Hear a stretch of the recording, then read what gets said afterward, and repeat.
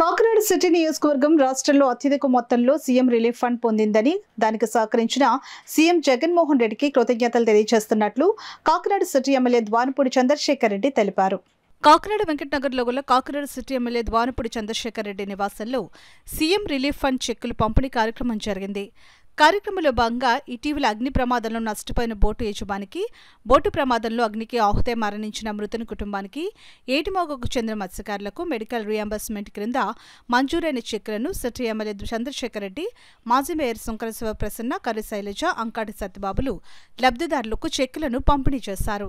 ఈ కార్యక్రమంలో వైసీపీ నాయకులు, కార్యకర్తలు, మహిళలు పాల్గొన్నారు. ఈరోజు సీఎం రిలీఫ్ ఫండ్ ద్వారా సుమారు 54 లక్షల రూపాయలు సీఎం రిలీఫ్ ఫండ్ ద్వారా తేవడం జరిగింది. ముఖ్యంగా ఏదైతే ఏడుమొగలో ఒక బోటు సముద్రంలో ఫైర్ యాక్సిడెంట్ అయిందో, ఫిషింగ్ హార్బర్లో ఫైర్ యాక్సిడెంట్ అయిన బోటు దగ్గరగా 10 లక్షల రూపాయలు నష్టపరిహారం తేవడం జరిగింది. అదే బోట్లో పనిచేస్తూ అదే టైంలో కాలిపోయి చనిపోయిన వ్యక్తికి కూడా ఒక 5 లక్షల రూపాయలు కూడా ఈరోజు సీఎం రిలీఫ్ ఫండ్ ద్వారా తేవడం జరిగింది. మొత్తం 54 లక్షల రూపాయలు వివిధ వర్గాల వారికి 54 లక్షల రూపాయలు చెక్కులు తెచ్చి ఈరోజు ఇవ్వడం జరిగింది. అదేవిధంగా ఏటుమ ప్రాంత వ్యవస్థలో కూడా చాలా ఎక్కువ మొత్తంలో ఈ యొక్క నష్టపరిహారం తెచ్చాం. తప్పకుండా దీనికి సీఎం గారికి కృతజ్ఞతలు తెలియజేసుకుంటున్నాను.